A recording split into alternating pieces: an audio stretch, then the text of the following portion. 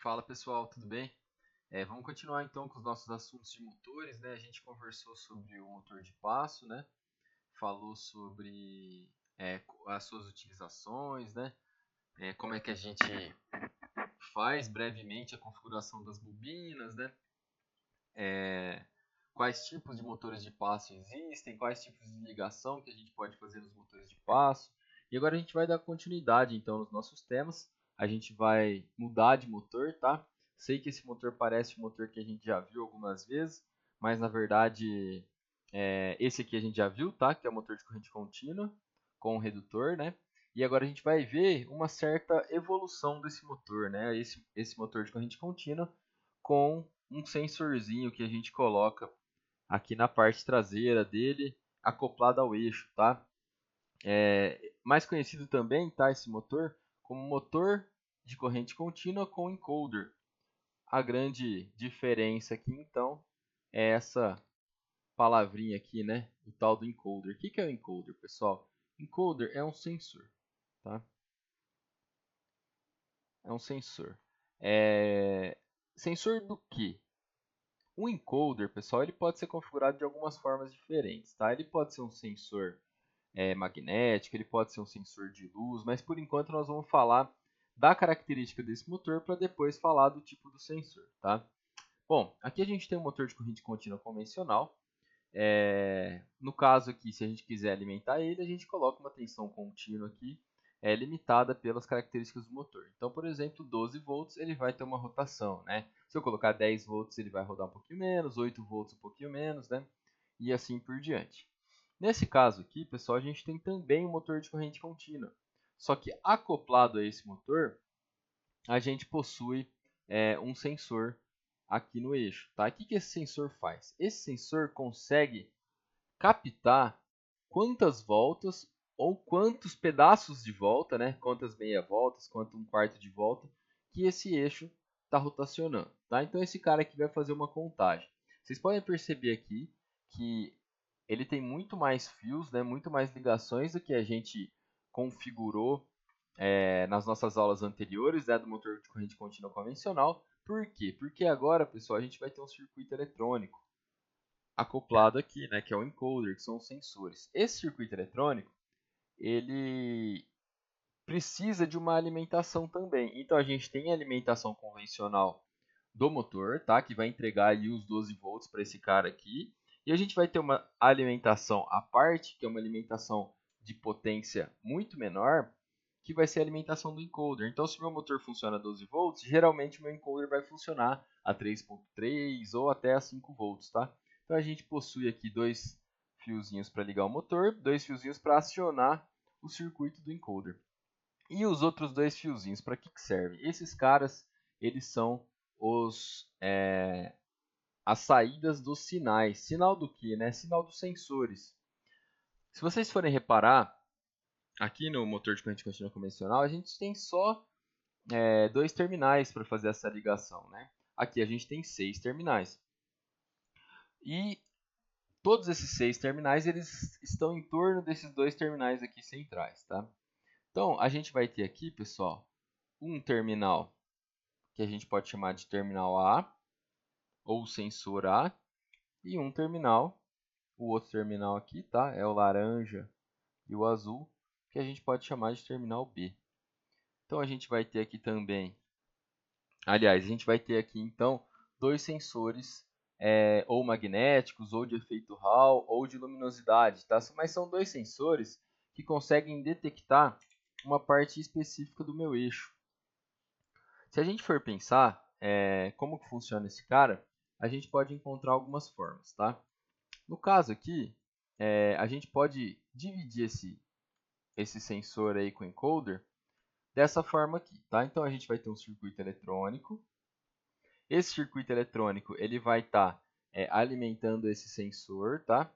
E esse sensor vai estar acoplado nesse disco que tem um monte de furinhos, tá? Aqui a gente consegue ver esse disco cheio de furinhos.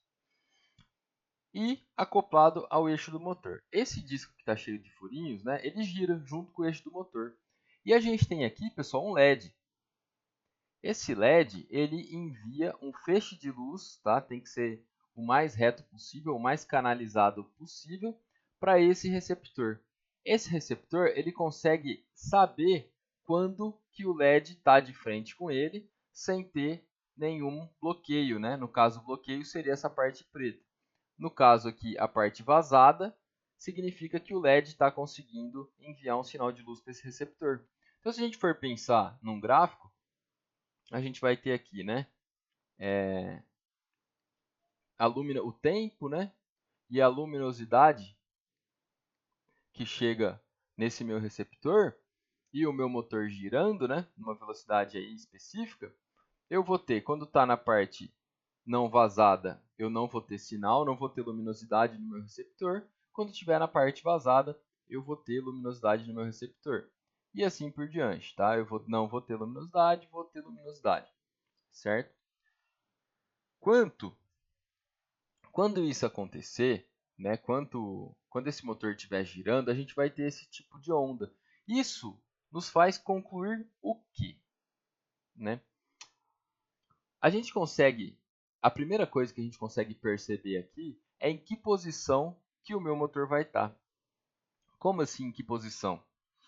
Vamos supor que ele parta dessa posição que ele está aqui atualmente, tá? Então ele está aqui, né? Está nesse furinho aqui específico.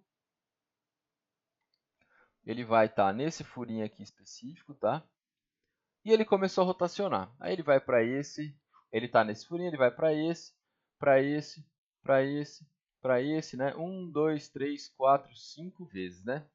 Então, ele vai para o quinto furinho aqui, né?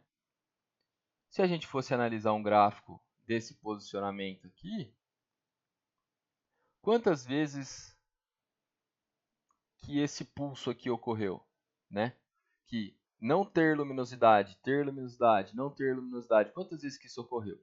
5 vezes, né? Ele começou com luminosidade, de repente ele perdeu, e aí voltou a luminosidade, né? Perdeu, voltou, perdeu, voltou, perdeu, voltou.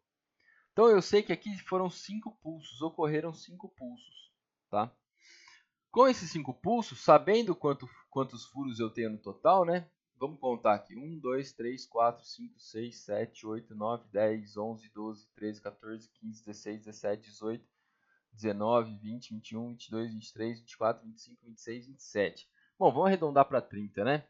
Bom, vamos arredondar para 30 então. Se eu tenho 30 e ele andou 5, eu sei que ele deu 5 sobre 30 voltas. Certo? Então eu sei a posição dele. Agora eu consigo detectar quanto que ele andou aqui nesse caso. E para que isso me serve? Por que eu detectar isso seria bom para mim? Porque, pessoal, às vezes eu estou utilizando um motor de corrente contínua no posicionamento de um braço robótico. Né? Eu tenho ali o meu braço robótico, e eu quero fazer esse meu braço robótico rotacionar. Né? Então, meu motor estaria aqui, né? E eu quero fazer ele rotacionar um ângulo específico. Ah, quanto que eu quero fazer ele rotacionar? Eu quero fazer ele rotacionar, vamos supor, 45 graus. Eu sei que para ele rotacionar 45 graus, sabendo que uma volta aí tem 360 graus, né? Quanto que seria 45, né? E sabendo aqui que eu tenho 30 graus, aliás, 30 pininhos no total, né? Quantos pininhos que eu teria que andar, quantos furinhos aqui eu teria que andar para chegar em 45, né? Eu multiplico isso em cruz, né? Faço o cálculo, vou ter então que x vai ser igual a 360x, né? Multiplico em cruz, vai ser igual a 30 vezes 45. X, então, vai ser igual a 30 vezes 45 dividido, então, por 360. Vamos fazer essa continha na calculadora. 30 vezes 45 dividido por 360. Então, ele teria que andar aí, vai dar um número quebrado, tá? Mas não tem problema. Ele teria que andar aí, então,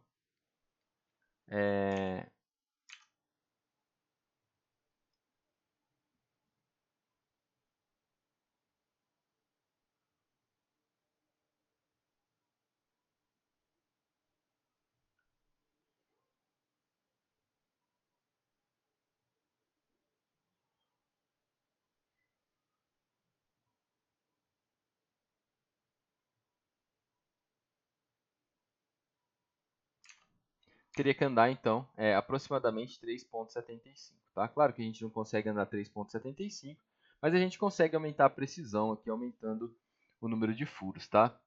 Perdão, acho que deu um problema aqui no meu microfone. Mas aí a gente arredonda, né? Ele não vai andar 45 certinho, mas ele vai, se a gente arredondar para 4, por exemplo, né? A gente sabe que ele andou esses 45 graus. É que a precisão desse cara aqui não é tão boa assim, tá? Mas a gente consegue melhorar essa precisão. Mas então, se eu quiser fazer esse cara aqui andar os 45 graus, né? Eu tenho que aproximadamente dar 4 pulsos, né? Então, se ele deu esses 4 pulsos, a gente sabe que ele andou aí a distância que a gente quer. E ele não vai parar de se movimentar, esse motor não vai parar de se movimentar até que os 4 pulsos ocorram. Então, mesmo se você tiver uma carga maior, né? Vamos supor que eu tenho uma carga maior e que esse meu motor tem uma dificuldade maior para andar, o que vai acontecer, né? Esse meu pulso vai ficar mais largo. Mas eu sei que ele vai se movimentar, né? Por 4 furinhos daquele, né? Por 4 lacunas daquela. Mesmo o pulso sendo mais largo, né? Então aqui é uma lacuna que ele anda, né? Mesmo o pulso sendo mais largo. Beleza? Então aqui a gente consegue fazer o cálculo aí do posicionamento, né? Para ele rotacionar 45 graus, por exemplo. Né? Então, a ideia principal é essa, tá? E a gente tem aqui, então, um sensor de posição. A gente consegue saber exatamente a posição que ele está. Mas eu falei aqui em cima para vocês que a gente ia ver um sensor tanto de posição quanto de velocidade. E como que ele mede a velocidade? A velocidade, pessoal, funciona de uma forma bem parecida. Vamos supor que eu não quero mais utilizar esse cara como posicionamento. Eu quero utilizar ele, por exemplo, na roda de um carro. Ou numa bomba, por exemplo, que eu quero manter uma vazão constante. Né? Então, eu tenho lá minha tubulação. Nessa minha tubulação, eu vou ter uma bomba, tá? Que vai empurrar, né? Que vai empurrar a água. E eu sei que para ela empurrar a água numa vazão constante, numa vazão correta, né? Eu já fiz meus cálculos. Eu preciso que esse meu motor rotacione que a rotação dele seja igual, já fiz todos os meus cálculos, tá? Seja igual a, por exemplo, 2.000 RPM. A partir desse sensor, tem como eu fazer o cálculo se ele está rotacionando 2.000 RPM? Tem como eu saber. Rotações por minuto. Né? Quanto que ele demora para dar uma volta? Quantos pulsos que ele tem que dar para dar uma volta? Para ele dar uma volta, ele precisa rotacionar, precisa receber 30 pulsos desse. Tá? Recebeu 30 pulsos quer dizer que ele revolucionou uma vez, né? Que ele deu uma volta toda. E para ele rotacionar 2.000 vezes, né? Ter 2.000 rotações. Para ele ter 2.000 rotações, ele precisa dar 30 pulsos vezes 2.000. Certo? Quanto que dá esse cálculo aqui? Vai dar 6,000. 60.000 pulsos. Então, eu garanto para você que ele está a 2.000 RPM. Então, eu garanto para você que essa vazão está sendo atendida. Pô, mas eu vou ficar contando, né, quantos pulsos? Não, para isso que a gente tem o famoso Arduino. Tá? O Arduino consegue contar números muito, mas muito maiores do que 60.000. Tá? Então 60.000 para ele é fichinha. Tá? E na velocidade de RPM é bem tranquilo. E aí, qual que é a ideia aqui? Né? Quando eu fizer a contagem desses pulsos aqui, conectando esse receptor no meu Arduino, eu divido ele pelo tempo. O Arduino consegue contar tempo também. Então, por exemplo, se ele tinha que dar 60.000 pulsos em 60 segundos, né? Em 60 segundos, para atingir então essa rotação de 2.000 RPM, quanto que ele precisaria rotacionar? Mas, né, ele precisa estar dessa forma aqui.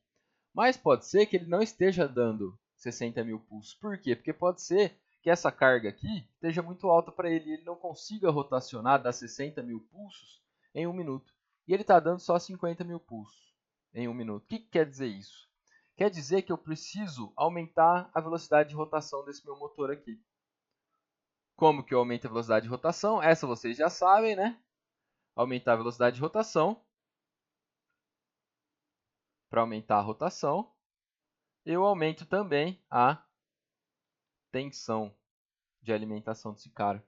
Então eu mando meu Arduino, que vai estar controlando meu motor, a partir daquele circuitinho PWM que a gente fez lá nas primeiras aulas, aumentar essa tensão. Até quando? Até que ele esteja conseguindo atingir aí 60 mil pulsos em 60 segundos, ou seja, que ele esteja em 2000 RPM. Beleza? Então esse é o segredinho que a gente faz para utilizar esse motor com encoder, né? Esse motor que tem um sensor rotacional, sensor de velocidade ou sensor de posição. Bom, não sei se ficou muito bem explicado, se ficou fácil de entender, mas lembrando que eu estou disponível para caso vocês queiram conversar, né, perguntar alguma coisa, é só vocês me chamarem lá no Teams, certo? Então, se vocês me chamarem no Teams, eu respondo aí as perguntas que vocês têm. Beleza, pessoal? Mas então, lembrando que esse motor com encoder, a gente vai precisar aí de um microcontrolador para fazer a contagem aí desse cara. Beleza? Então, valeu, pessoal. Até a próxima.